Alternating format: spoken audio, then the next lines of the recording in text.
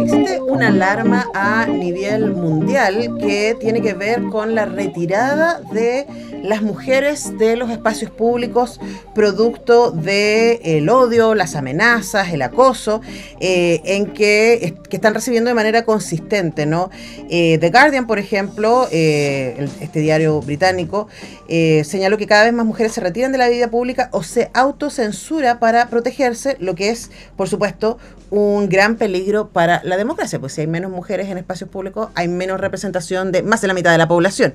Esta semana se informó que ONU Mujeres lanzó Red Naranja, una alianza para frenar la violencia digital contra las mujeres, y para tener una mirada más amplia al respecto, estamos con nuestra queridísima doctora en comunicaciones, directora de la Escuela de Periodismo y del Magíster en Comunicación Estratégica, Alejandra Riveros. ¿Cómo estás tú? Muy bien, Antonella, gracias por la invitación. Conductora además de Mujeres que Comunican, sí. Los lunes a la 1:30. Así es. Gracias por la invitación para poder conversar de este tema que realmente nos preocupa. Bueno, siempre hablar de violencia, solo que particularmente las mujeres, en contra de las mujeres, es desgarrador porque sabemos las cifras que nos atormentan a nivel global, pero lo que podemos pensar como algo en beneficio de la humanidad, como son las tecnologías, están también siendo herramientas usadas para frenar la participación de las mujeres, yendo al tema más político, pero en general en la cotidianidad de las mujeres, ahora la violencia se traslada al espacio digital, que es donde estamos conviviendo fuertemente.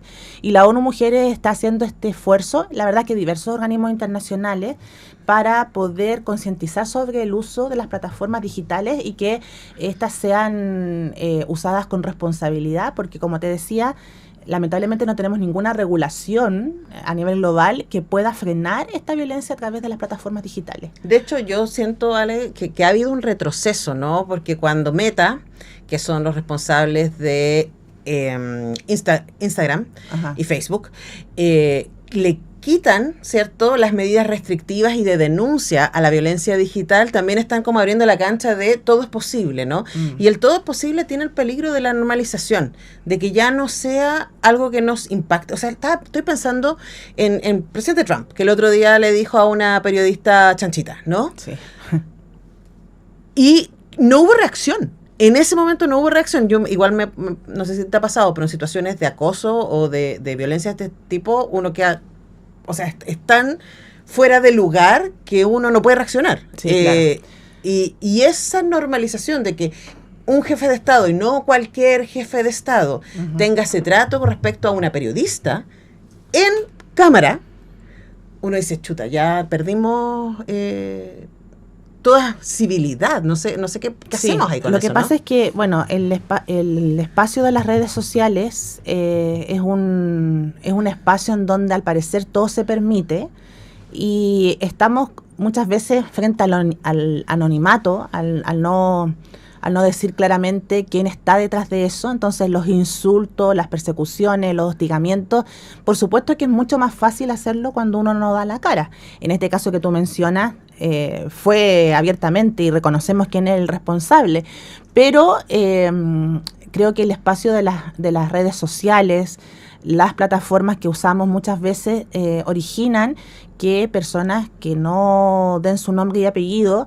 puedan enfrentar o liderar este hostigamiento. Entonces, no hay parámetros que puedan regular al respecto. Yo quisiera hablar más bien a nivel, después podemos entrar al tema político, pero la violencia digital es algo que está presente en contra particularmente de las mujeres, también de disidencias sexuales, que son como los dos focos más fuertes, pero a raíz de que tuvimos hace pocos días el Día Internacional en contra de la violencia hacia las mujeres, que es el 25 de noviembre, estos organismos internacionales se han unido para hacer como 16 días de campaña de activismo en contra de la violencia, y que justo coincide también con el Día de los Derechos Humanos la próxima semana. Entonces, hasta el 10 de diciembre en el fondo está esta campaña para poder concientizar y reflexionar al respecto. Pero yo quisiera hacer aquí hincapié de que hay una violencia digital global, que eso después lo podemos dividir en violencia sexual, básicamente, también, pero que produce efectos muy dañinos. O sea, nosotros aquí en Chile hemos sido testigos de mujeres, de niñas, de adolescentes que han recibido persecución, amenazas, chantajes por poder exhibir, no sé, fotos íntimas, fotos de índole sexual, y que llevan muchas veces, y es lo más grave encuentro yo, a repercusiones de tipo de salud mental, sí, de depresión, incluso de suicidio por parte de las personas que son abiertamente violentadas en estos espacios. Y ahí tenemos adolescentes que muchas veces se quitan la vida, que son chantajeadas literalmente por haber quizás tenido un momento más íntimo, y sin su consentimiento se empiezan a difundir estas fotografías o imágenes, y a veces llevan a estas tragedias que suceden. Yo creo que eso es como lo más grave, por un lado. Y por otro lado está ya el de mujeres quizás un poco más grandes. Yo estaba viendo estadísticas que generalmente son entre 35 a 50 años las mujeres que están ocupando un espacio relevante a nivel social y que están siendo también amenazadas abiertamente por las redes para disminuir su participación pública. O sea, aquí entramos en otro terreno que tiene que ver con violar la democracia y la participación de mujeres que tienen cargos directivos o periodistas, ya que estamos en el terreno de las comunicaciones, periodistas abiertamente. Una de 4 periodistas en estas edades generalmente están siendo interpeladas digitalmente para disminuir su participación en lo público, porque en el fondo estamos luchando siempre las mujeres por tener un espacio público, y las redes sociales ahora se trasladan también en eso y nos restan la participación, amedrentando, violentando, amenazándote de muerte. O sea, en fin, hay muchas cosas que están pasando a nivel de las redes y que no hemos tomado el peso de lo que está sucediendo. Sí, de hecho, para que bajar esto a cifras, de verdad es bien impresionante. Voy a citar a estudios de ONU Mujeres con distintas universidades del mundo. Hay uno que salió hace poquito que vamos a comentar también acá en Chile, que salió a mediados de año del Ministerio de la Mujer junto con la USACH.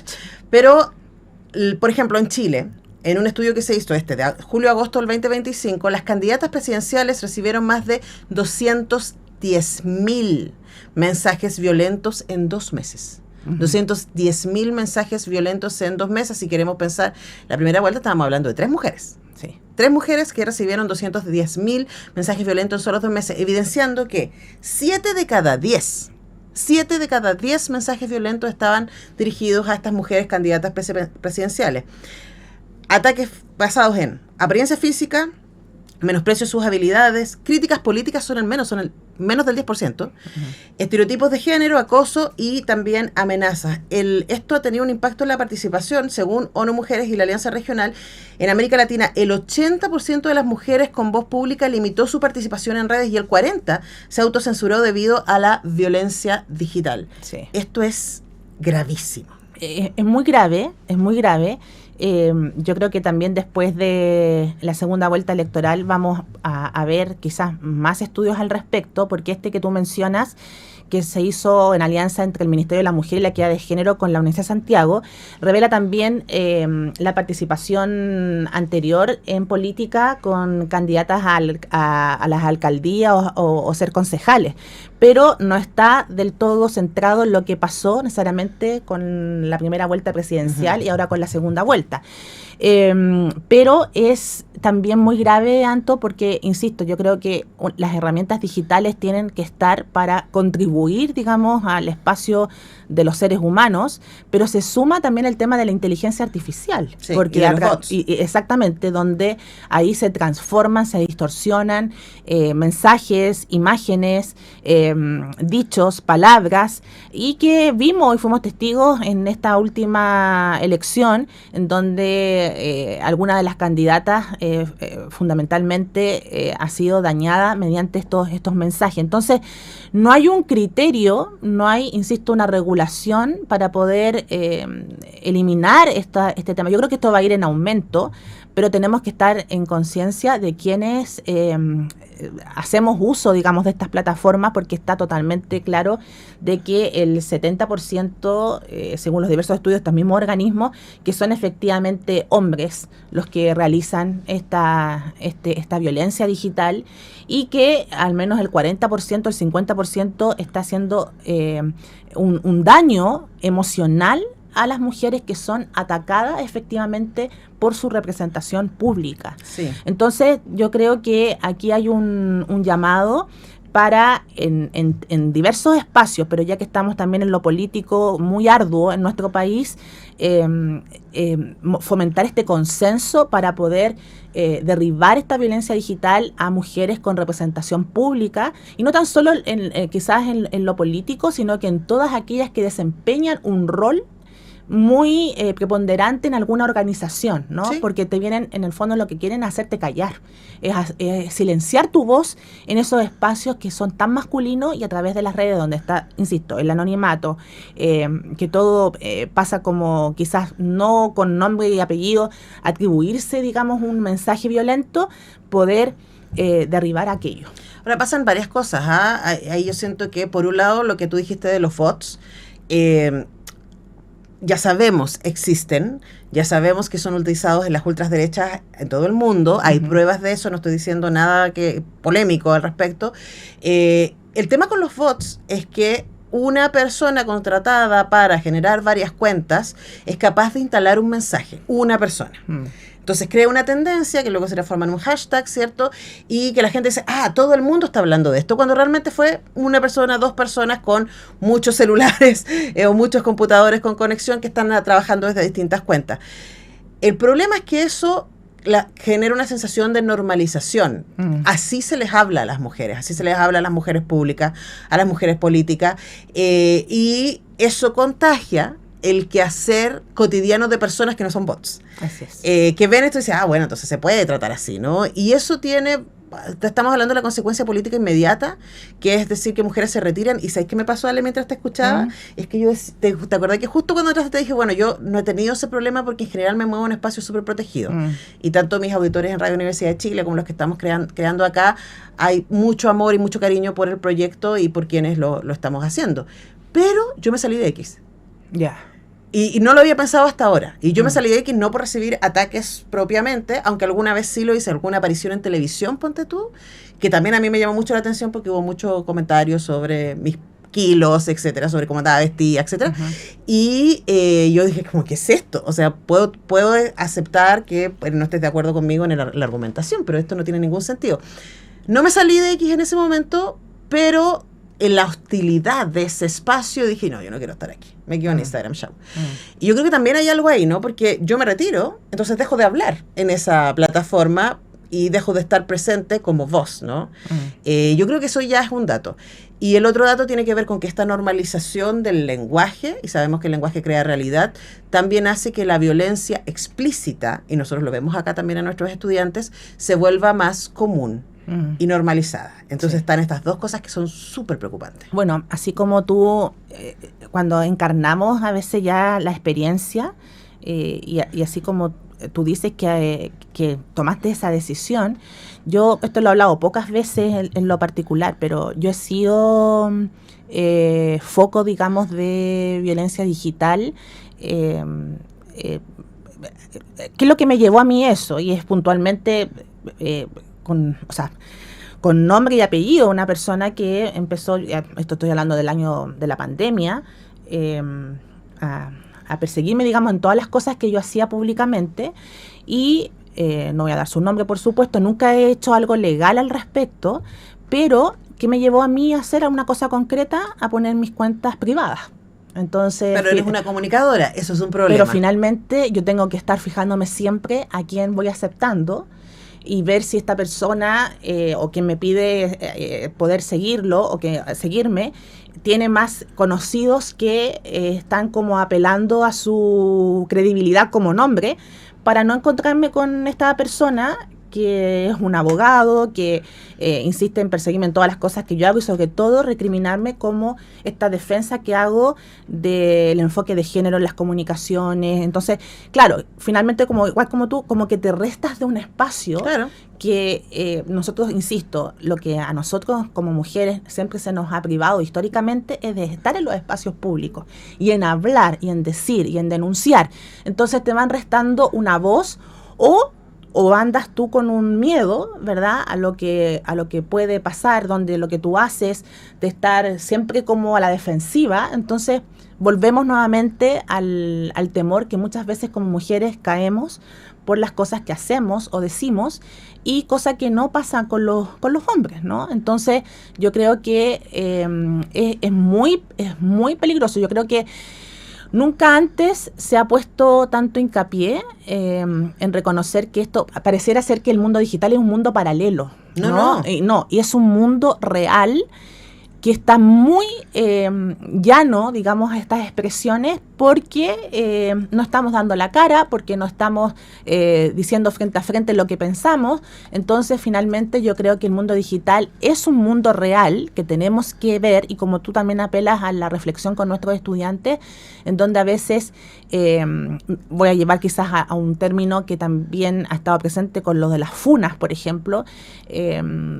Perfectamente el diálogo ha quedado atrás y es más fácil funar a alguien por las redes sociales, en donde fomentamos esa violencia y la legitimamos. Y yo creo que eso es lo que tenemos que nosotros derribar y empezar a derribar también y enseñarle a nuestros estudiantes que no es así como tenemos que convivir, no es así como tenemos que llegar a acuerdos, consensos, o quizás no llegar a un consenso, pero dialogar. Yo creo que eso es lo que se ha perdido.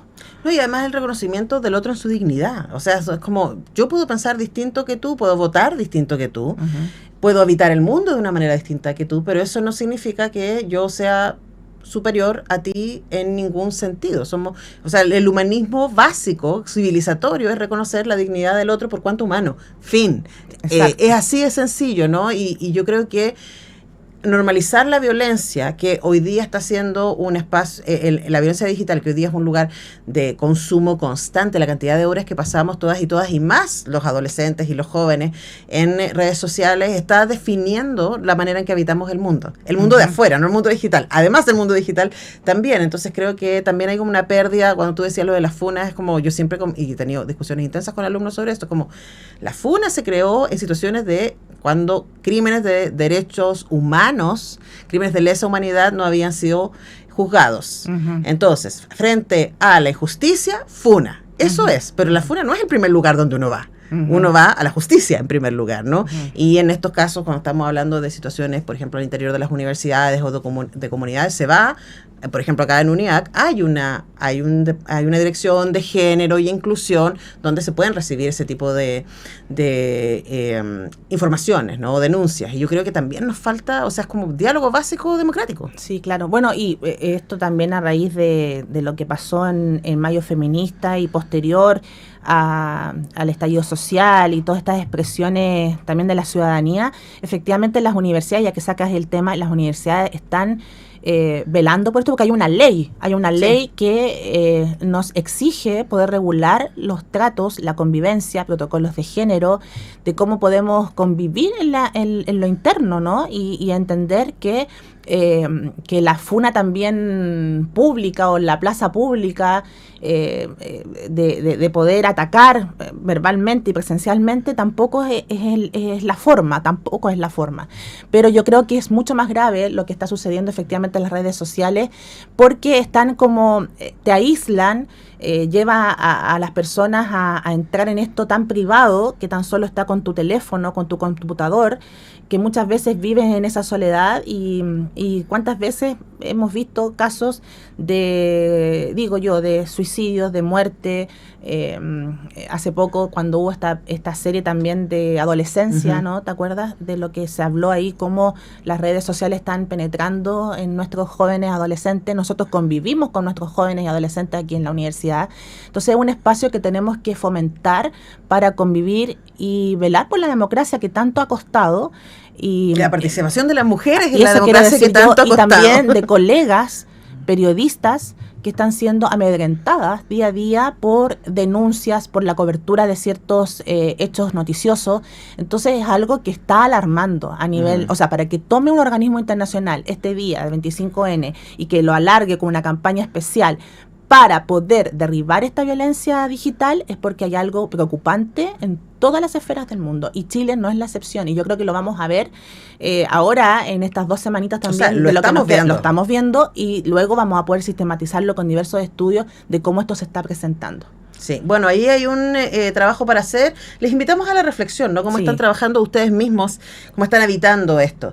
Gracias, Alejandra Riveros. Gracias a ti, directora de la Escuela de Periodismo y de nuestro magíster en Comunicación Muchas gracias, que estén muy bien. Y conductora de Mujeres que Comunican, porque ahí estamos haciendo bandera. Sí, pues ahí están, las mujeres están teniendo voces, comunicando lo que hacen, y es el objetivo también de nuestro espacio los días lunes, que hacemos en conjunto con la Escuela de Periodismo UNIAC. A la 1:30, los lunes a la 1:30, y ya pueden ver, hay 3 capítulos ya disponibles en Sí, no, están YouTube. 5, diría yo. Ay, 5, ya llegamos, mira. Sí, hoy día estamos 5. cumpliendo 7 meses. Sí, Nuestra radiocita. mira qué lindo. Y el lunes no vamos a estar porque es feriado. El lunes vamos a estar porque es feriado, pero ya vuelven el lunes Sí, 15. así es. Nosotros Muchas gracias por la invitación. Vamos a la música, y al regreso vamos a hablar de estrés de fin de año con Javier Piñeiro, director de la Escuela de Psicología UNIAC.